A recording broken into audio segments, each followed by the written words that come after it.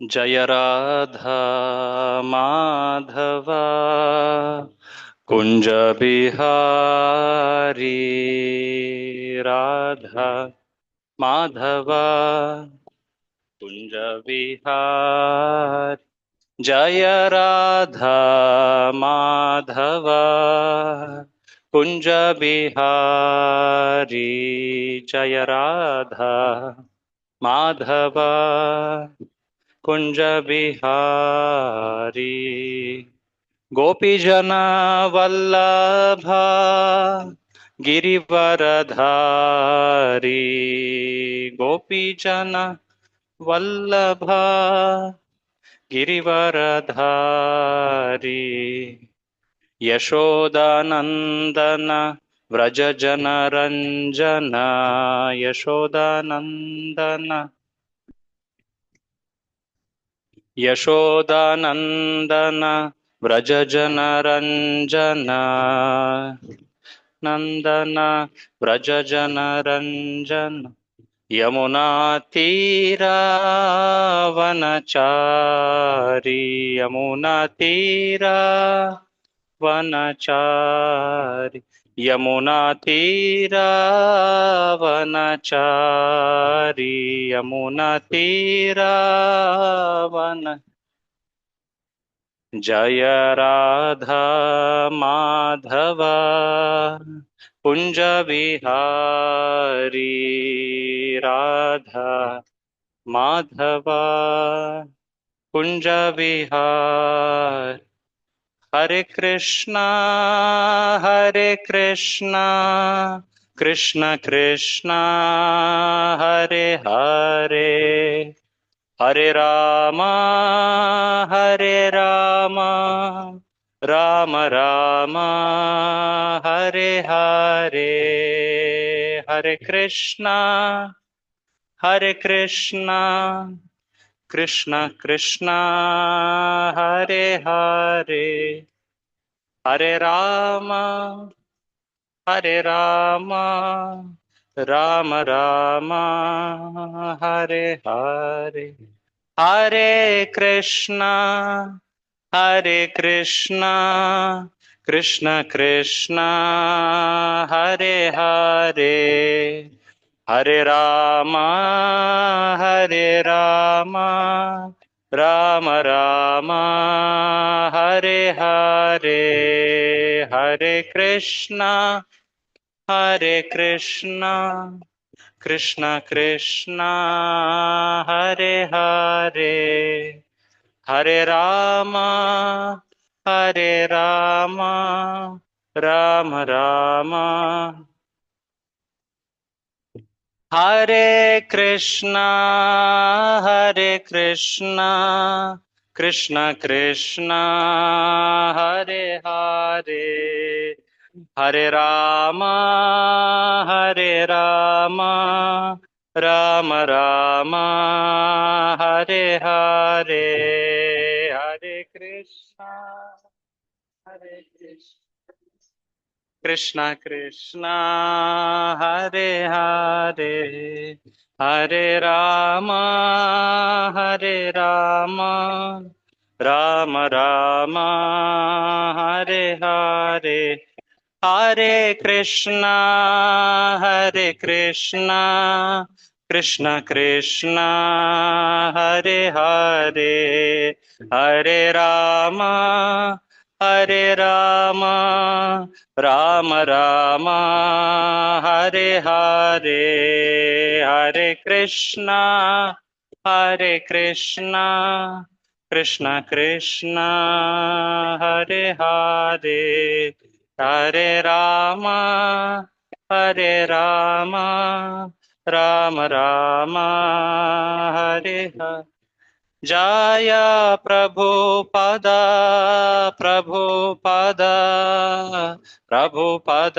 जय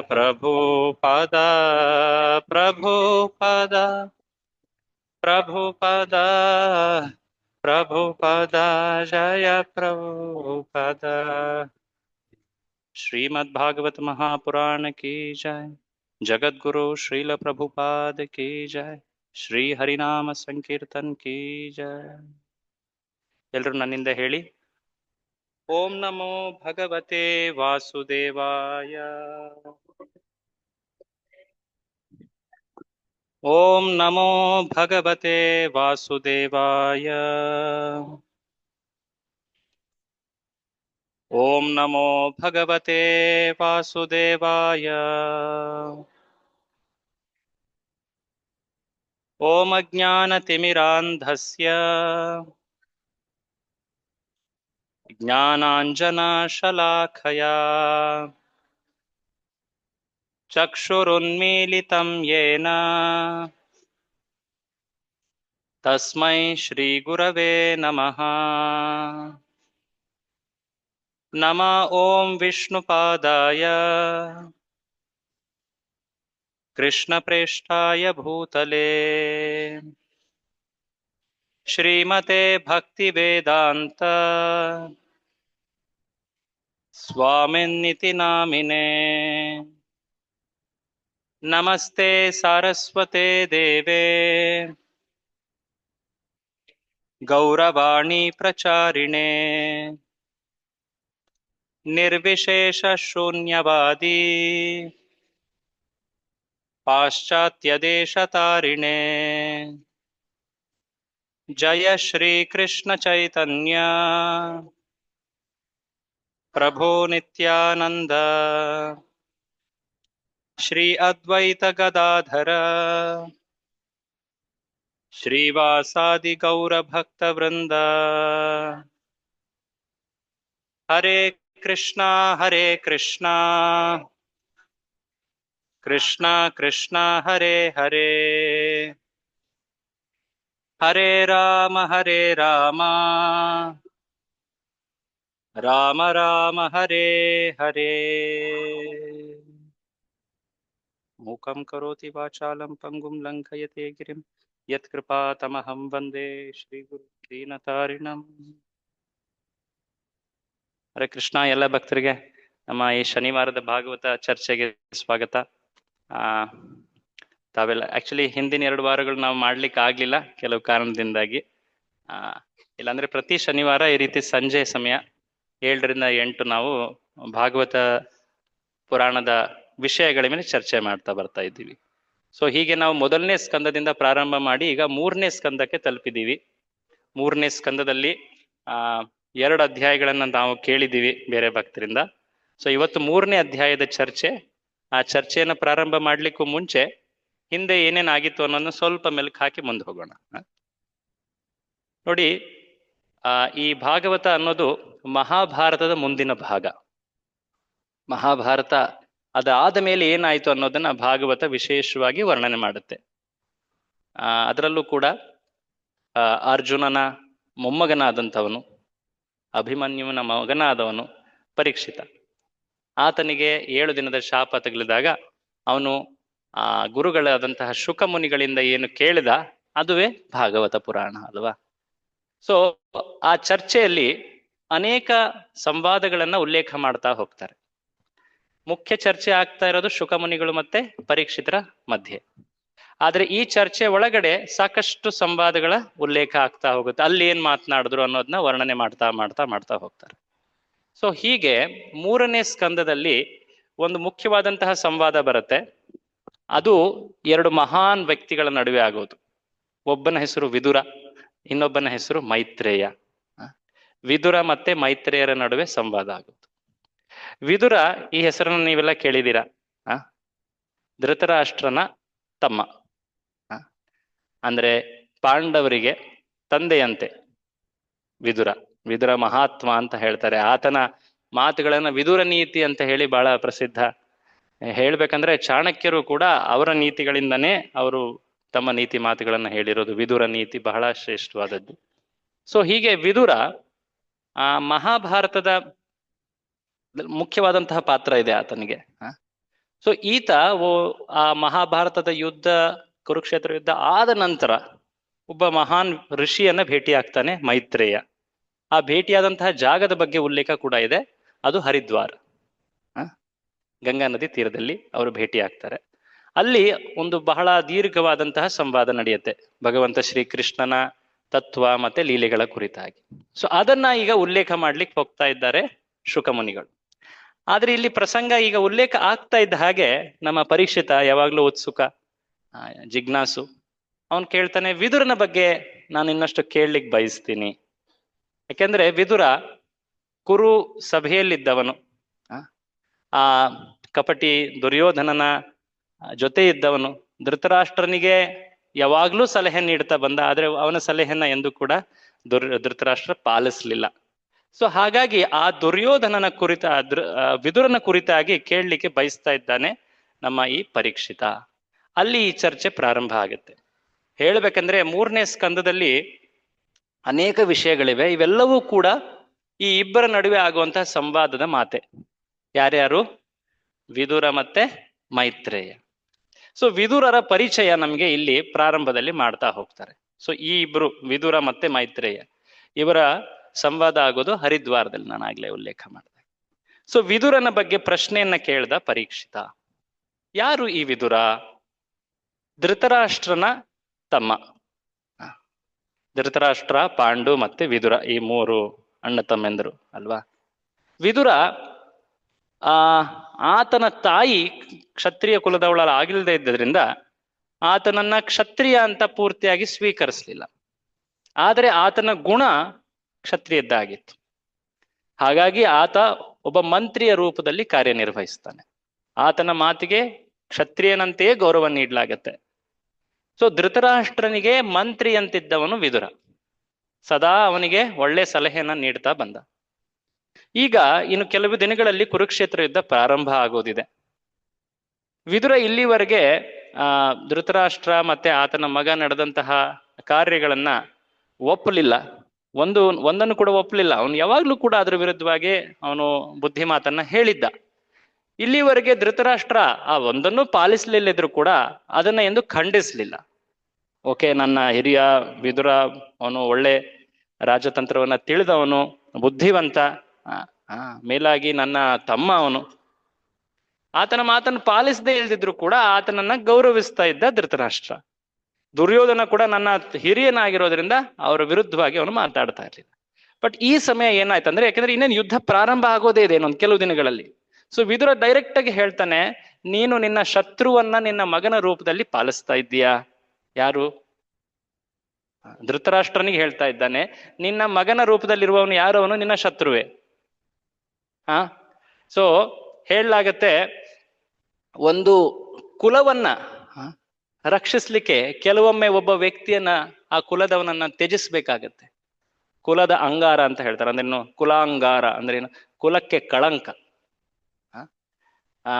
ಕರ್ಮ ಸಿದ್ಧಾಂತ ಹೇಗಿದೆ ನೋಡಿ, ಕೆಲವೊಮ್ಮೆ ನಮ್ಮ ಪರಿವಾರದವರೇ ಹಿಂದಿನ ಜನ್ಮದ ಶತ್ರುಗಳಾಗಿರ್ತಾರೆ. ಆ ರೀತಿಯಾಗಿ ಹಿಂಸಿಸಿ ನಮ್ಮ ಶಾಂತಿ ನೆಮ್ಮದಿ ಎಲ್ಲ ಕಿತ್ಕೊಳ್ತಾರೆ. ಧೃತರಾಷ್ಟ್ರ ನಿನ್ನ ಶತ್ರು, ಇವನು ನಿನ್ನ ಮಗ. ಇವನನ್ನ ನೀನೀಗ ಹೊರ ಹಾಕ್ಲಿಲ್ಲದ್ರೆ ನಿನ್ನ ಕುಲವೇ ನಾಶವಾಗತ್ತೆ. ಇದನ್ನ ಸ್ಪಷ್ಟವಾಗಿ ನಾನು ಮತ್ತೊಮ್ಮೆ ಹೇಳ್ತಾ ಇದ್ದೀನಿ. ಇಲ್ಲಿವರೆಗೂ ನೀನು ಇದನ್ನ ಸೀರಿಯಸ್ ಆಗಿ ಪರಿಗಣಿಸಿರ್ಲಿಲ್ಲ, ಬಟ್ ಈಗ ನೀನು ಮಾಡ್ಲೇಬೇಕು. ಕೆಲವೊಮ್ಮೆ ಶರೀರದ ಕೆಲವು ಅಂಗ ರೋಗ ಆಗತ್ತೆ, ಅದನ್ನ ಗುಣಮುಖ ಮಾಡ್ಲಿಕ್ಕೆ ಪ್ರಯತ್ನ ಮಾಡ್ತಾರೆ. ಬಟ್ ಯಾವಾಗ ಅದಾಗೋದಿಲ್ಲ, ಏನ್ ಮಾಡ್ತಾರೆ? ಕತ್ತರಿಸ್ತಾರೆ. ಇಲ್ಲ ಅಂದ್ರೆ ಆ ರೋಗ ಹರಡಿ ಪೂರ್ತಿ ದೇಹವನ್ನೇ ತಿಂದು ಹಾಕತ್ತೆ, ಆ ವ್ಯಕ್ತಿ ಸತ್ತು ಹೋಗ್ತಾನೆ. ಹಾಗೆ ಈ ನಿನ್ನ ಮಗ ನಿನ್ನ ಕುಲದವನು, ನಿನ್ನ ಜ್ಯೇಷ್ಠ ಪುತ್ರ, ಆದ್ರೆ ಇವನು ನಿನ್ನ ಕುಲವನ್ನೇ ಸುಡ್ಲಿಕ್ಕೆ ನಿಂತಿದ್ದಾನೆ. ನೀನು ಅವನಿಗೆ ಸಮರ್ಥಿಸ್ತಾ ಇದ್ದೀಯ. ಬುದ್ಧಿ ಮಾತು ಹೇಳಿ ಅವನಿಗೆ ತಿದ್ದಲಿಲ್ಲ ಇಲ್ಲಿವರೆಗೆ, ಈಗ ನೀನು ಮಾಡ್ಲೇಬೇಕು ಅಂತ. ಆಗ ಧೃತರಾಷ್ಟ್ರ ಮೌನವಾಗಿ ನಿಂತ. ಅವನ ದೃಷ್ಟಿ, ಅವನ ಕುರುಡ, ಅವನು ಬುದ್ಧಿಯು ಕುರುಡತನದಲ್ಲಿದೆ. ಸೊ ಆಗ ದುರ್ಯೋಧನ ಎಷ್ಟು ದುಷ್ಟ ನೋಡಿ. ತಕ್ಷಣವೇ ಅವನು ಮುಂದೆ ಬಂದು ತನ್ನ ತಂದೆ ರೂಪದಲ್ಲಿರುವಂತಹ ಸ್ಥಾನದಲ್ಲಿರುವಂತಹ ವಿದುರನನ್ನ ನಿಂದಿಸ್ತಾನೆ. ಈ ದಾಸಿ ಪುತ್ರನಿಗೆ ಸಲಹೆ ನೀಡ್ಲಿಕ್ಕೆ ಕರೆದವ್ರು ಯಾರು? ಈತನಿಂದ ಎಲ್ಲವನ್ನ ಕಿತ್ಕೊಂಡು ಅವನ ಪ್ರಾಣ ಜೊತೆ ಅಷ್ಟೇ ಬಿಟ್ಟು ಅವನನ್ನ ಇಲ್ಲಿಂದ ಹೊರಹಾಕಿ ಅಂತ ಜೋರಾಗಿ ಪೂರ್ತಿ ಸಭೆಯಲ್ಲಿ ಅವನಿಗೆ ಅವಮಾನವನ್ನ ಮಾಡ್ತಾನೆ. ಯಾರು? ದುರ್ಯೋಧನ. ಇದು ಮಾಡಿದ ಮೇಲೆ ಈ ಮಾತೆಲ್ಲ ನೀವು ಕೇಳಿದಿರ, ಹಿಂದೆ ಹಿಂದೆ ಚರ್ಚೆ ಆಗಿದೆ, ಜಸ್ಟ್ ಅದನ್ನ ನೆನಪು ಹಾಕ್ತಾ ಇದ್ದೀವಿ ಅಷ್ಟೇ. ಸೊ ಇದಾದ ಮೇಲೆ ವಿದುರ ನೋಡಿ, ಅಲ್ಲಿವರೆಗೂ ವಿದುರ ಏನೇನೆಲ್ಲ ನಿನ್ನ ಮಗ ತಪ್ಪು ಮಾಡಿದ್ದಾನ ನೆನಪಿಸಿದ್ದ ತಂದೆಗೆ. ಅಂತ ದೊಡ್ಡ ಮಹಾಸಭೆಯಲ್ಲಿ ಆ ಪತಿವ್ರತೆ ದ್ರೌಪದಿಯ ಅಪಮಾನ ಮಾಡ್ಲಿಕ್ಕೆ ಅಂತ ಮುಂದೆ ಹೋಗಿದ್ದ. ಆಗ್ಲೇ ನಿನ್ನ ಮಕ್ಕಳು ಸತ್ತೋಗಿದ್ದಾರೆ, ಅವ್ರಿಗೆ ಅಂತ್ಯಕ್ರಿಯೆ ಅಷ್ಟೇ ಬಾಕಿ ಇರೋದು, ಆ ಯುದ್ಧದಲ್ಲಿ ಇದು ಆಗತ್ತೆ. ಬಟ್ ಅದಕ್ಕೂ ನೀನು ಕ್ಷಮೆಯನ್ನ ಬೇಡ್ಕೊಂಡ್ರೆ ಅದನ್ನ ತಡಿಬಹುದು ಅಂತಾನು ಮಾತು ಹೇಳಿದ್ದ. ಹಾಗಾಗಿ ದುರ್ಯೋಧನ ತುಂಬಾ ಕೆರಳಿ ಈ ಮಾತನ್ನ ಹೇಳಿದ್ದ. ಸೊ ಹೀಗ ಆದ್ಮೇಲೆ ತಕ್ಷಣವೇ ವಿದುರ ಇಷ್ಟೊಂದು ಅಪಮಾನ ನಿಂದನೆ ಆಗಿದೆ ನೋಡಿ. ಜೀವನ ಪೂರ್ತಿ ಆತ ಈ ಕುರುವಂಶದ ಏಳಿಗೆಗೋಸ್ಕರ ಅವನು ಕಾರ್ಯ ಮಾಡ್ದ. ಕೊನೆಗೆ ಸಿಕ್ಕಿದ್ದೇನು? ಅಪಮಾನ, ನಿಂದನೆ. ಆತನನ್ನ ಅಲ್ಲಿಂದ ಹೊರ ಹಾಕಲಾಯಿತು. ಧೃತರಾಷ್ಟ್ರ ಏನೂ ಮಾತಾಡ್ಲಿಲ್ಲ. ಆತನ ಮಗನಿಗೆ ಕುರಿತಾದಂತಹ ಅಂಧ ಆಸಕ್ತಿ, ಕುರುಡ ಆಸಕ್ತಿ ಎಷ್ಟಿತ್ತು ಅನ್ನೋದಲ್ಲಿ ಕಾಣತ್ತೆ. ಸೊ ಹೀಗಾದಾಗ ವಿದುರ ಯೋಚನೆ ಮಾಡ್ತಾನೆ. ಒಂದು ರೀತಿ ಅವನು ಖಿನ್ನನಾಗ್ತಾನೆ, ಮನಸ್ಸು ಬೇಜಾರಾಗ್ತದೆ. ಇಷ್ಟೆಲ್ಲ ಆ ಒಳಿತಿಗೋಸ್ಕರ ಕಾರ್ಯ ಮಾಡಿದ್ರು ಕೂಡ ನನ್ನ ಕಾರ್ಯಕ್ಕೆ ಒಂದು ಬೆಲೆ ಇಲ್ಲ, ಅದ್ರ ವಿರುದ್ಧವಾಗಿ ನನಗೆ ಅಪಮಾನ ಮಾಡ್ತಾ ಇದ್ದಾರೆ ಇಷ್ಟೊಂದು ದೊಡ್ಡ ಸಭೆಯಲ್ಲಿ. ಆಗ ಅವನು ಭಗವಂತ ಕೃಷ್ಣನನ್ನ ನೆನಪಿಸ್ಕೊಳ್ತಾನೆ. ಓ, ಇದು ಕೃಷ್ಣನ ಯೋಚನೆಯೇ, ನನ್ನನ್ನ ಇದರಿಂದ ಮುಕ್ತನನ್ನಾಗಿ ಮಾಡ್ಲಿಕ್ಕೆ ಭಗವಂತನೇ ಈ ರೀತಿಯಾಗಿ ಒಂದು ಪರಿಸ್ಥಿತಿಯನ್ನ ನನ್ನ ಜೀವನದಲ್ಲಿ ತಂದಿದ್ದಾನೆ. ಹಾಗಾಗಿ ಇದನ್ನ ನಾನು ಸ್ವೀಕರಿಸಿ ಮುನ್ನಡಿತೀನಿ. ಆಯ್ತು ಅಂತ ಹೇಳಿ ತಕ್ಷಣವೇ ಸ್ವಯಂ ಧನುರ್ಧಾರಿ ವಿಹಾಯಮಾನಂ, ಆ ಧನುಸ್ಸನ್ನು ಕೂಡ ಆ ಬಾಗಿಲಲ್ಲಿ ನೋಡಿ, ಅಲ್ಲಿ ಕಾಣ್ತಾ ಇದೆ, ಬಾಗಿಲಲ್ಲಿಟ್ಟು ಮುಂದೆ ಹೋದ. ಇವನು ಮುಂದೆ ಇಲ್ಲಿಂದ ಬಿಟ್ಟು ಪಾಂಡವರ ಕಡೆ ಹೋಗಿ ಅಲ್ಲಿಂದ ಯುದ್ಧ ಮಾಡ್ತಾನ ಅಂತ ದುರ್ಯೋಧನ, ನೀನು ಚಿಂತಿಸ್ಬೇಡ, ನಾನು ಯುದ್ಧವೇ ಮಾಡೋದಿಲ್ಲ. ಅದಕ್ಕೆ ನೋಡಿ ಇಲ್ಲಿ ಧನುಷನ್ನು ಬಿಟ್ಟು ಹೋಗ್ತಾ ಇದ್ದೀನಿ. ಸೊ ವಿದುರ, ನಿನ್ಗೆ ಯಾವುದೇ ರೀತಿ ನಾನು ತೊಂದರೆ ಅಥವಾ ಚಿಂತೆ ಕೊಡೋದಿಲ್ಲ, ನಾನು ಬಿಟ್ಟು ಹೋಗ್ತೀನಿ, ನನಗೆ ಬೇಡವೇ ಬೇಡ. ಇಷ್ಟೊಂದು ರಾಜಕೀಯದಲ್ಲಿ ನಾನು ಜೀವನ ಪೂರ್ತಿ ಕಳೆದೆ, ಕೊನೆಗೆ ಸಿಕ್ಕಿದ್ದು ಈ ರೀತಿಯಾದಂತಹ ಅಪಾರ್ಥ ನಿಂದನೆಗಳೇ. ಸೊ ಈಗ ನಾನು ಭಗವಂತನಲ್ಲಿ ಪೂರ್ತಿಯಾಗಿ ತಲ್ಲೀನನಾಗ್ಲಿಕ್ಕೆ ಮುಂದೆ ಹೋಗ್ತಾ ಇದ್ದೀನಿ, ಇದು ಭಗವಂತನ ಯೋಜನೆಯೇ ಅಂತ ಹೇಳಿ ತಕ್ಷಣವೇ ಅವನು ವಿರಕ್ತನಾಗಿ ಆ ಹಸ್ತಿನಾಪುರದಿಂದ ಅವನು ಹೊರ ಹೋಗ್ತಾನೆ. ಪೂರ್ತಿ ಭಾರತ ದೇಶದಲ್ಲಿ ಇರುವಂತಹ ಎಲ್ಲ ಪವಿತ್ರ ಸ್ಥಾನಗಳಿಗೆ ಭೇಟಿ ನೀಡ್ತಾನೆ. ಅನೇಕ ಸ್ಥಾನಗಳು, ಸರಸ್ವತಿ ನದಿ ತೀರ, ಯಮುನಾ ನದಿ ತೀರ, ಎಲ್ಲ ಕಡೆ ಭೇಟಿ ನೀಡ್ತಾ ಆತ ದಕ್ಷಿಣ ಉತ್ತರ ಎಲ್ಲ ಕಡೆ ಪ್ರವಾಸ ಮಾಡ್ತಾನೆ. ಅದಾದ ಮೇಲೆ ಅವನು ಆ ಪ್ರವಾಸದಲ್ಲಿ ಭಗವಂತನನ್ನ ನೆನೀತಾ, ಭಗವಂತನ ಕುರಿತಾಗಿ ಚಿಂತನೆ ಮಾಡ್ತಾ ಬರ್ತಾ ಇದ್ದಾನೆ. ಒಂದು ಕ್ಷೇತ್ರಕ್ಕೆ ಬರ್ತಾನೆ, ಪ್ರಭಾಸ. ಆ ಪ್ರಭಾಸ ಕ್ಷೇತ್ರದಿಂದ ಅವನು ಹಾದು ಹೋಗ್ಬೇಕಾದ್ರೆ ಅವನಿಗೆ ಕಿವಿಗೆ ಒಂದು ಸುದ್ದಿ ಕೇಳಿಸಿಗತ್ತೆ. ಕುರುಕ್ಷೇತ್ರ ಯುದ್ಧ ಮುಗಿದೋಗಿದೆ, ಕೌರವರೆಲ್ಲರೂ ಕೂಡ ನಿರ್ನಾಮವಾಗಿದ್ದಾರೆ. ಅಷ್ಟೇ ಅಲ್ಲ, ಇನ್ನೊಂದು ಮಹಾ ಕಾಳಗವಾಯಿತು, ದೊಡ್ಡ ಒಂದು ಜಗಳವಾಯಿತು. ಆ ಜಗಳದಲ್ಲಿ ಯದುಕುಲದವರು ಕೂಡ ನಾಶವಾದರು. ಏನಿದು ಅಂತ. ಆದ್ರೆ ಆ ಪ್ರಭಾಸ ಕ್ಷೇತ್ರದಲ್ಲಿ ಆಗಿದೆ ಆಕ್ಚುಲಿ. ಅದನ್ನ ಕೇಳಿ ಅವನು ಮುಂದೆ ಹೋಗ್ತಾನೆ, ಯಾರನ್ನ ಏನ್ ಕೇಳ್ಬೇಕು, ಏನಾಯ್ತು ಅಂತ. ಹೀಗೆ ಅವನು ಭಗವಂತನನ್ನ ಚಿಂತನೆಯನ್ನ ಮಾಡ್ತಾ ಇದ್ದಾನೆ. ಭಗವಂತನ ಕ್ಷೇಮ ವಿಚಾರ ಅವನು ತಿಳ್ಕೊಳ್ಬೇಕಂತ ಬಯಸ್ತಾ ಇದ್ದಾನೆ. ಗಂಗಾ ನದಿ ತೀರಕ್ಕೆ ಬರ್ತಾನೆ. ಆ ಗಂಗಾ ನದಿಯಿಂದ ಆ ಕಡೆ ಬಲಗಡೆ ಹೋದ್ರೆ ಅಲ್ಲಿ ಯಮುನೆ ಬರ್ತಾಳೆ. ಆ ತೀರಕ್ಕೆ ಹೋದಾಗ ಅಲ್ಲಿ ಒಬ್ಬ ವಿಶೇಷ ವ್ಯಕ್ತಿಯ ಭೇಟಿಯಾಗಿ. ಯಾರದು? ಮೈತ್ರೇಯ ಅಲ್ಲ, ಇನ್ನು ಮೈತ್ರೇಯ ಬರೋದು ಇನ್ನೂ ಸ್ವಲ್ಪ ಆಗತ್ತೆ. ಈಗ ಬರೋನು ಉದ್ಧವ. ಅಲ್ಲಿ ಉದ್ಧವನ ಉದ್ಧವ ಪಾತ್ರದ ಪರಿಚಯವನ್ನ ಭಾಗವತದಲ್ಲಿ ಹೇಳಲಾಗತ್ತೆ. ಯಾರು ಈ ಉದ್ಧವ?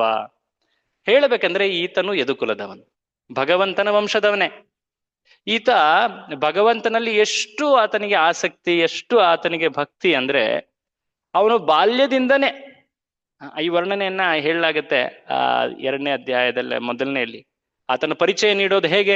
ಈತ ಸಣ್ಣವನಿದ್ದಾಗಿಂದ ಆತ ಆಟ ಆಡ್ತಾ ಇದ್ದಿದ್ದು ಕೃಷ್ಣ ಬಲರಾಮರ ಗೊಂಬೆ ಜೊತೆಗೆ.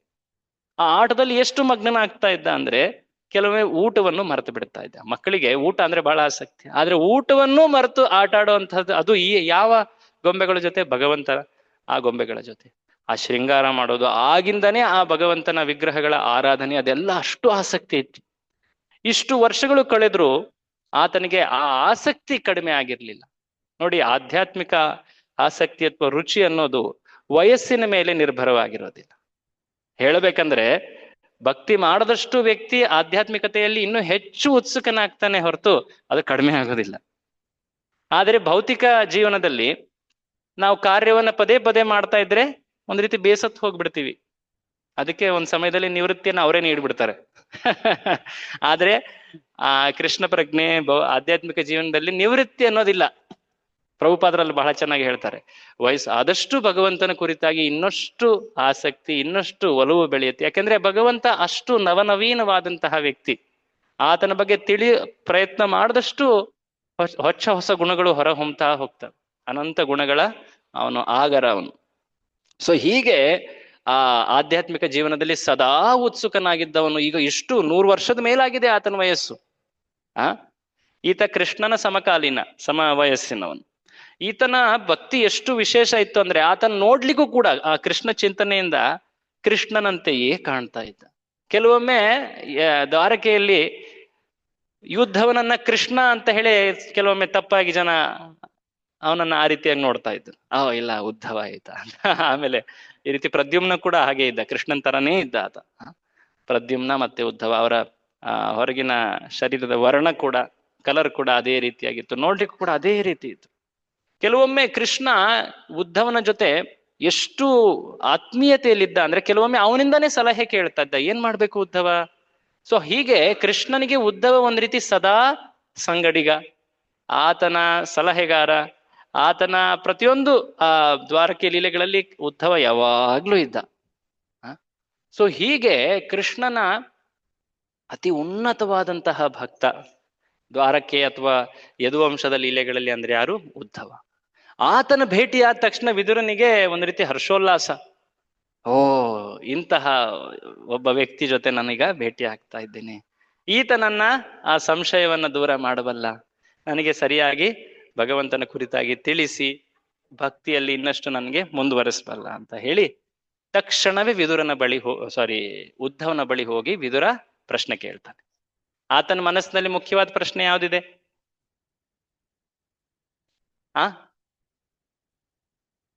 ಹಂಗೆ ಕೇಳಿಸ್ಲಿಲ್ಲ. ಯಾರು ಹೇಳಿ, ಯಾರು? ಎಸ್, ಹಿಂದೆ ಹೇಳಿ. ಕೃಷ್ಣನ್ ಬಗ್ಗೆ ಕೇಳಬೇಕು. ಕೃಷ್ಣ ಈಗ ಯಾಕಂದ್ರೆ ಯದುವಂಶ ನಾಶ ಆಯ್ತು ಅನ್ನೋ ಒಂದು ಮಾತು ಕೇಳಿ ಬಂತು ಜನರಿಂದ, ಗಾಸಿಪ್. ಸೊ ಅದ್ರ ಕುರಿತಾಗಿ ಅವನು ಒಂದ್ ರೀತಿ ಭೀತಿ ಇದೆ, ಏನಾಯ್ತು ಕೃಷ್ಣ ಬಲರಾಮರಿಗೆ. ಸೊ ಅವನು ಮೊದಲನೇ ಮಾತಲ್ಲೇ ಹೇಳ್ತಾನೆ, ಕೃಷ್ಣ ಬಲರಾಮರು ಕ್ಷೇಮವಾಗಿದ್ದಾರ. ಅದಾದ್ಮೇಲೆ ಹೇಳ್ತಾನೆ, ದೇವಕಿ ವಸುದೇವರು ಕ್ಷೇಮವಾಗಿದ್ದಾರ, ಬಲರಾಮ ಅವರೆಲ್ಲ ಕ್ಷೇಮವಾಗಿದ್ದಾರ, ಕೃಷ್ಣನ ಮಕ್ಕಳಾದಂತಹ ಪ್ರದ್ಯುಮ್ನ, ಅನಿರುದ್ಧ ಇವರೆಲ್ಲ ಕ್ಷೇಮವಾಗಿದ್ದಾರ, ಅನಂತ ಚಾರುದೇಶನ ಪತ್ನಿಯರೆಲ್ಲ ಕ್ಷೇಮವಾಗಿದ್ದಾರ, ಪಾಂಡವರು ಕ್ಷೇಮವಾಗಿದ್ದ, ಎಲ್ಲರ ಕ್ಷೇಮ ವಿಚಾರವನ್ನ ಮಾಡ್ತಾನೆ. ಆದ್ರೆ ಮುಖ್ಯವಾಗಿ ಯಾರ ಬಗ್ಗೆ ತಿಳ್ಕೊಳ್ಬೇಕಾಗಿತ್ತು? ಕೃಷ್ಣ ಬಲರಾಮರ. ಸೊ ಇದು ಆ ಮೊದಲ ಚರ್ಚೆಯಲ್ಲಿ ಬರ್ತದೆ. ಅದಾದ ಮೇಲೆ ಉದ್ಧವನಿಗೆ ಯಾವಾಗ ಈ ಪ್ರಶ್ನೆಯನ್ನ ಕೇಳಲಾಗುತ್ತೋ ತಕ್ಷಣ ಉದ್ಧವ ಕೃಷ್ಣನ ಕುರಿತಾದಂತ ಪ್ರಶ್ನೆಗಳನ್ನ ಕೇಳಿದ ತಕ್ಷಣನೇ ಸುಮಾರು 45 ನಿಮಿಷ ದಂಗು ಬಡದಂತೆ ನಿಂತು ಬಿಡ್ತಾನೆ. ದೀರ್ಘವಾದ ಗಾಢವಾದಂತಹ ಭಗವಂತನ ಸ್ಮರಣೆಯಲ್ಲಿ ಒಂದ್ ರೀತಿ ಮೌನದಲ್ಲಿ ಆಳವಾಗಿ ಭಗವಂತನ ಬಗ್ಗೆ ಯೋಚನೆ ಮಾಡ್ತಾ ಇದ್ದ. ಅದನ್ನ ನೋಡಿ ಗೊತ್ತಾಗ್ಬಿಡತ್ತೆ ವಿದುರನಿಗೆ ಈತನ ಚಿಂತನೆ, ಈತನ ಸ್ಮರಣೆ ಎಷ್ಟು ಆಳವಾಗಿದೆ ಅಂತ. ಅಂದ್ರೆ ಅದು ಭಾವ ಅಥವಾ ಪ್ರೇಮ ಭಕ್ತಿಯ ಲಕ್ಷಣ.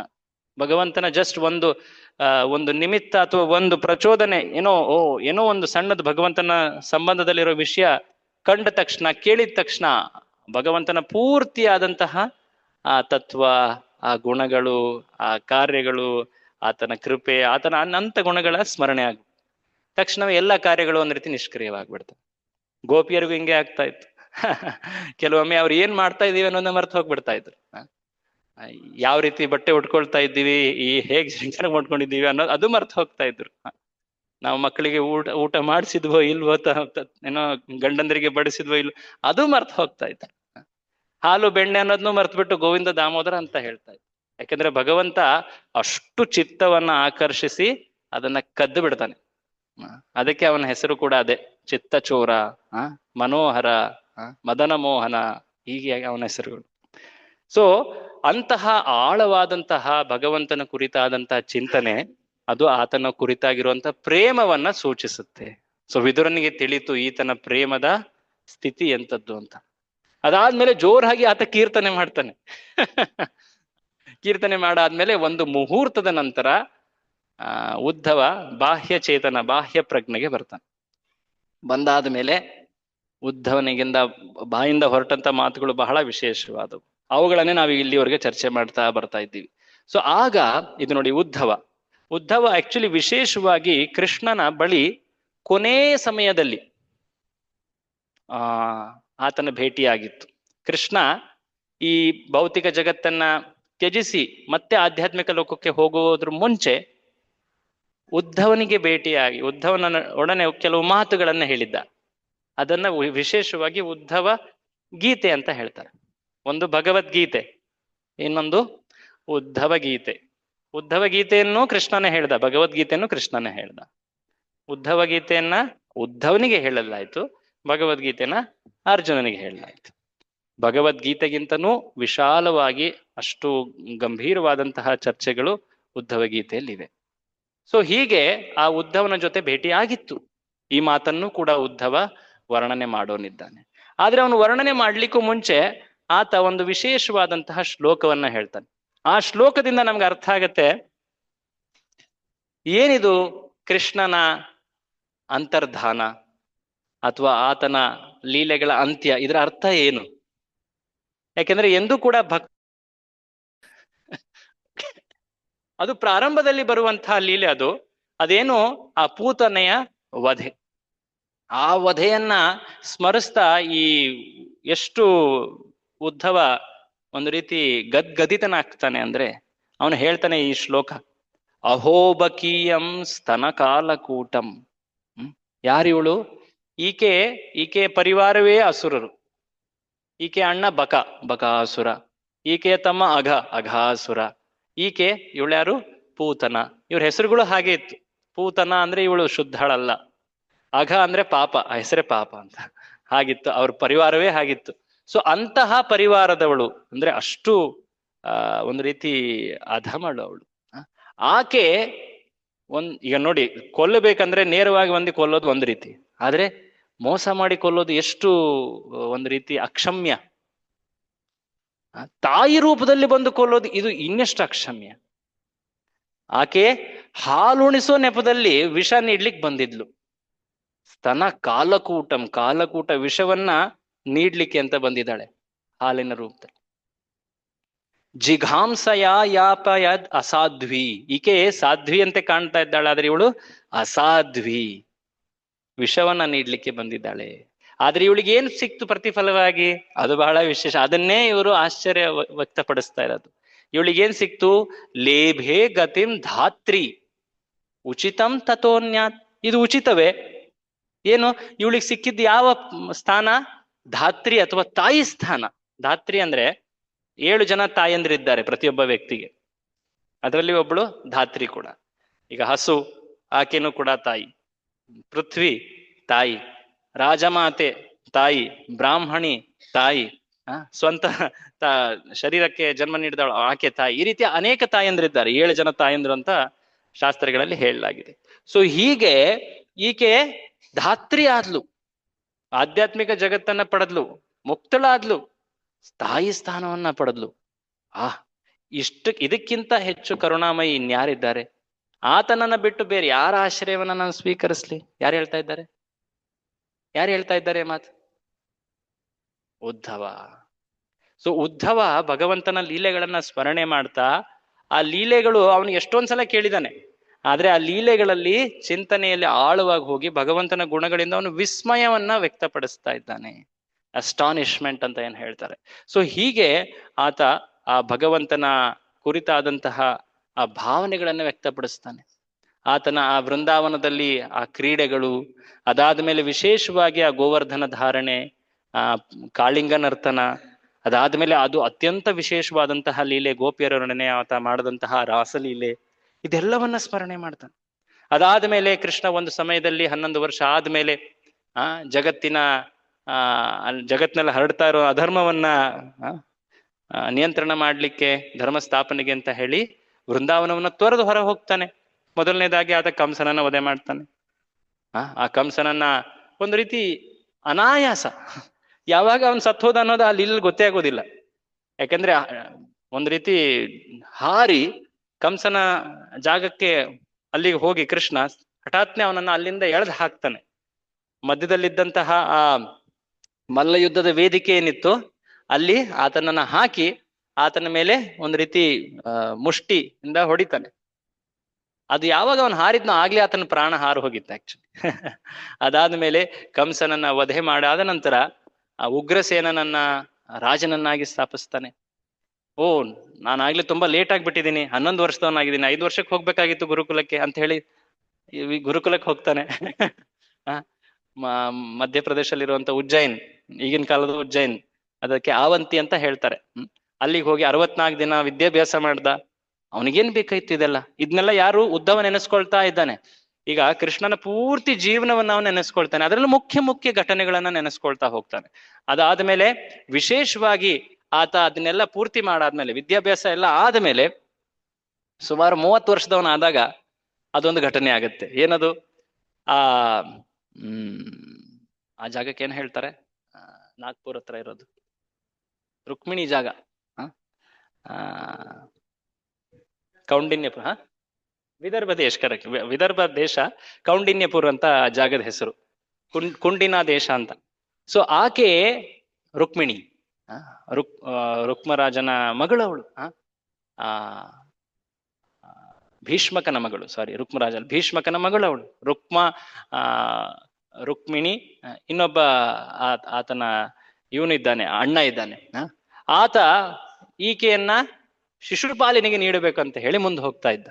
ಆದ್ರೆ ಈಕೆ ಮನಸ್ಸು ಕೃಷ್ಣನ್ ಕುರಿತಾಗಿ ಕೇಳಿರೋದ್ರಿಂದ ಆಕೆ ಆಗ್ಲೇ ಮನಸ್ಸನ್ನ ಕೃಷ್ಣನಿಗೆ ಅರ್ಪಿಸ್ಬಿಟ್ಟಿದ್ಲು. ಆಕೆ ಒಂದು ಲೆಟರ್, ಪ್ರೇಮ ಪತ್ರವನ್ನು ಕೂಡ ಕಳಿಸಿದ್ಲು.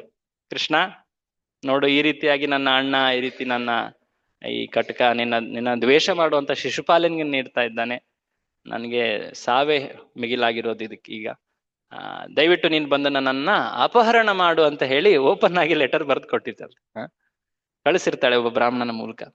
ಕೃಷ್ಣನಿಗೆ ಅದು ತಲುಪುತ್ತೆ. ಅದಾದ್ಮೇಲೆ ಕೃಷ್ಣ ಒಂದು ದಿನ ಆ ರಾತ್ರಿಯೇ ಆತ ಪ್ರಯಾಣ ಮಾಡ್ತಾನೆ ಮಥುರೆಯಿಂದ ಈ ವಿದರ್ಭ ದೇಶಕ್ಕೆ. ಅಲ್ಲಿ ರುಕ್ಮಿಣಿಯನ್ನ ಅಪಹರಣ ಮಾಡ್ತಾನೆ. ಎಷ್ಟೊಂದು ರಾಜರ ಮುಂದೆ ಎಲ್ಲರೂ ಕೂಡ ಕಾಯ್ತಾ ಇದ್ರು, ಕೃಷ್ಣ ಬಂದೇ ಬರ್ತಾನೆ, ಅವನನ್ನು ಹಿಡಿಬೇಕು, ಆತನನ್ನ ನಾವು ಸೆರೆ ಹಿಡಿದು ಆತನಿಗೆ ಶಿಕ್ಷೆ ನೀಡಬೇಕು ಅಂತ ಎಲ್ಲರೂ ಕೂಡ ಸೈನ್ಯ ಸಮೇತವಾಗಿ ಬಂದಿರ್ತಾರೆ. ಕೃಷ್ಣ ಅವರ ಕಣ್ಣು ಮುಂದೆಯೇ ಆಶ್ಚರ್ಯವಾದಂತೆ ಆಕೆಯನ್ನ ಅಪಹರಿಸಿ ಮುಂದೆ ಹೋಗ್ಬಿಡ್ತಾನೆ. ಅದಾದ್ಮೇಲೆ ಅವ್ರ ಜೊತೆ ಯುದ್ಧ ಮಾಡಿ ಅವ್ರನ್ನ ಸೋಲಿಸುತ್ತಾನೆ. ಆಯ್ತಾ? ಸೊ ರುಕ್ಮಿಣಿ ಅಪಹರಣ, ರುಕ್ಮಿಣಿ ಹರಣ, ರುಕ್ಮಿಣಿ ಕಲ್ಯಾಣ ಅಂತ ಏನ್ ಹೇಳ್ತಾರೆ. ಮೊದಲ ಪತ್ನಿ ಆಕೆ ರುಕ್ಮಿಣಿ. ಹೇಗೆ ಕೃಷ್ಣ ಆಕೆಯನ್ನ ಅಪಹರಣ ಮಾಡ್ದ? ಯಾರು ನೆನೆಸ್ತಾ ಇದ್ದಾರೆ? ಉದ್ಧವ ನೆನೆಸ್ತಾ ಇದ್ದಾನೆ. ಅದಾದ್ಮೇಲೆ ಮುಖ್ಯವಾಗಿ ಇದಾದ್ಮೇಲೆ ರುಕ್ಮಿಣಿ ಆದ್ಮೇಲೆ ಸಪ್ತ ಮಹಿಷಿಯರು ಬರ್ತಾರೆ. ಸತ್ಯಭಾಮ, ನಗ್ನಜಿತಿ, ಅನಂತರ ಸತ್ಯ, ಸಾಕಷ್ಟು ಜನ ಬರ್ತಾರೆ.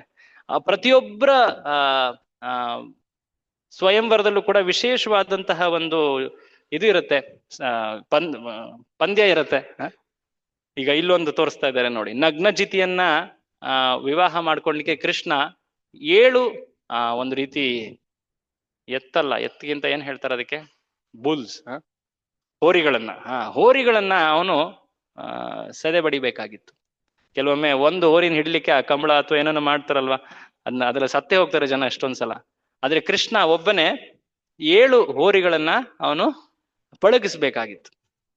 ಅದನ್ನ ಅವನು ವಿಸ್ತಾರವಾಗಿ 7 ರೂಪದಲ್ಲಿ ವಿಸ್ತಾರವಾಗಿ ಅನಾಯಾಸವಾಗಿ ಮಾಡ್ತಾನೆ. ಅದಾದ್ಮೇಲೆ ಅನೇಕ ಸ್ವಯಂವರಗಳನ್ನ ನೆನೆಸ್ತಾ ಇದ್ದಾನೆ ಉದ್ಧವ. ಹೇಗೆ ಕೃಷ್ಣ ಒಂದು ರೀತಿ ಸಾಹಸಗಳನ್ನ ತೋರಿಸ್ತಾ, ಅದ್ಭುತ ಮಹಾ ವ್ಯಕ್ತಿ ಅಂತ. ಅದಾದ ಮೇಲೆ ಅದೊಂದು ಮಹಾ ಘಟನೆ ಆಗ್ತದೆ. ಆ ಘಟನೆಯಲ್ಲಿ ಆಕೆ ಇನ್ನೊಬ್ಬ ಪತ್ನಿ ಸತ್ಯಭಾಮ, ಪಾರಿಜಾತ ಪ್ರಸಂಗವಾಗ್ತದೆ. ಆಕೆ ಪಾರಿಜಾತವನ್ನು ಬಯಸ್ತಾಳೆ. ಆಗ ಕೃಷ್ಣ ಇಂದ್ರನ ಸ್ವರ್ಗಲೋಕಕ್ಕೆ ಹೋಗಿ ಅದನ್ನ ತಗೊಂಡ್ ಬರ್ತಾನೆ. ಅದಾದ್ಮೇಲೆ ಇನ್ನೊಂದು ಸಮಯದಲ್ಲಿ ಅನೇಕ ರಾಜರನ್ನ ಸೆರೆ ಹಿಡಿದಿರುವಂತಹ ನರಕಾಸುರನನ್ನ ವಧೆ ಮಾಡ್ಲಿಕ್ಕೆ ಕೃಷ್ಣ ದೂರದ ಪ್ರಾಗ್ ಜ್ಯೋತಿಷ್ಪುರ್ ಅಂತ ಹೇಳ್ತಾರೆ, ಈಗಿನ ಅಸ್ಸಾಂ, ಆ ಜಾಗಕ್ಕೆ ಆತ ಹೋಗ್ತಾನೆ. ತನ್ನ ಹೆಂಡತಿಯನ್ನ ಗರುಡದ ಮೇಲೆ ಕೂರಿಸ್ಕೊಂಡು ಅಲ್ಲಿ ಹೋಗಿ ಎಲ್ಲ ರಾಜರನ್ನ ಅವ್ರನ್ನ ಮುಕ್ತರನ್ನಾಗಿ ಮಾಡ್ತಾನೆ. ಅದಾದ್ಮೇಲೆ ಅಲ್ಲಿ ಅನೇಕ 16,100 ರಾಜಕುಮಾರಿಯರನ್ನ ಆತ ಸೆರೆ ಹಿಡಿದಿದ್ದ. ಅವರನ್ನ ಮುಕ್ತರನ್ನಾಗಿ ಮಾಡ್ತಾನೆ, ಅಸುರನನ್ನ ಕೊಲ್ತಾನೆ. ಅದಾದ್ಮೇಲೆ ಅವರನ್ನ ಯಾರು ತಾನೇ ವಿವಾಹ ಮಾಡ್ಕೊಳ್ತಾರೆ? ಬೇರೊಂದು ಮನೆಯಲ್ಲಿದ್ದಂತಹ ಸ್ತ್ರೀಯನ್ನ ಯಾರೊಬ್ರು ವಿವಾಹ ಮಾಡ್ಕೊಳ್ಳೋದಿಲ್ಲ. ಹಾಗಿದ್ದಲ್ಲಿ ಇವರನ್ನು ಯಾರು ವಿವಾಹ ಮಾಡ್ಕೊಳ್ತಾರೆ? ಕೃಷ್ಣ ಆಯ್ತು ನಾನೇ ವಿವಾಹ ಮಾಡ್ಕೊಳ್ತೀನಿ. ಯಾರು ಬಯಸೋದಿಲ್ವೋ? ಯಾರು ಬಯಸಲ್ಲ ಅಂದ್ರೆ ಪರವಾಗಿಲ್ಲ, ನಾನು ಎಲ್ಲರನ್ನೂ ಸ್ವೀಕರಿಸ್ತೀನಿ, ನಾನು ಸ್ವೀಕಾರ ಮಾಡೋದ್ರಲ್ಲಿ ಯಾವುದೇ ಒಂದು ನಿಯಮ ಇಲ್ಲ. ಕೃಷ್ಣ ಅವರನ್ನ ಸ್ವೀಕರಿಸ್ತಾ ಒಟ್ಟಾಗಿ ಸುಮಾರು 16,108 ಸ್ತ್ರೀಯರನ್ನ ಪತ್ನಿ ರೂಪದಲ್ಲಿ ಆತ ಸ್ವೀಕರಿಸಿ ಪ್ರತಿಯೊಬ್ಬರಿಗೂ ಕೂಡ ವಿಶೇಷ ಸೌಕರ್ಯ ಸೌಲಭ್ಯ ತನ್ನ ಸಂಘವನ್ನು ನೀಡ್ತಾನೆ. ವಿಸ್ತಾರವಾಗಿ ಪ್ರತಿಯೊಬ್ಬರ ಜೊತೆ ಪ್ರತಿದಿನವೂ ಆತ ವ್ಯವಹರಿಸ್ತಾ ಇದೆಲ್ಲವನ್ನ ಆಶ್ಚರ್ಯದಲ್ಲಿ ನೆನೆಸ್ತಾ ಇದ್ದಾನೆ ಉದ್ಧವ. ಅದಾದ ಮೇಲೆ ಎಲ್ಲ ಅಸುರರನ್ನ, ಅನೇಕ ಅಸುರರು, ಪೌಂಡ್ರಕ, ಆನಂತರ ಬಿಲ್ವಲ, ಸಾಕಷ್ಟು ಜನ ಅಸುರರನ್ನೆಲ್ಲ, ಶಿಶುಪಾಲ, ದಂತವಕ್ರ, ಬಿಲ್ವಲ, ಈ ರೀತಿ ಎಲ್ಲರನ್ನ ಕೊನೆ ಮಾಡ್ದಾದ್ಮೇಲೆ ಇನ್ನೊಂದು ಮಹಾ ಸಂಗ್ರಾಮವನ್ನ ಕೃಷ್ಣ ಏರ್ಪಡಿಸ್ತಾ. ಅದುವೇ ಕುರುಕ್ಷೇತ್ರ ಯುದ್ಧ. ಅಲ್ಲಿ ತಾನು ಭಾಗವಹಿಸ್ಲಿಲ್ಲ, ತಾನು ಯುದ್ಧ ಮಾಡಿ ಕೊಲ್ಲಲಿಲ್ಲ, ಆದ್ರೆ ಪಾಂಡವರ ಮೂಲಕ ಅವರೆಲ್ಲರನ್ನು ಕೊಂದ.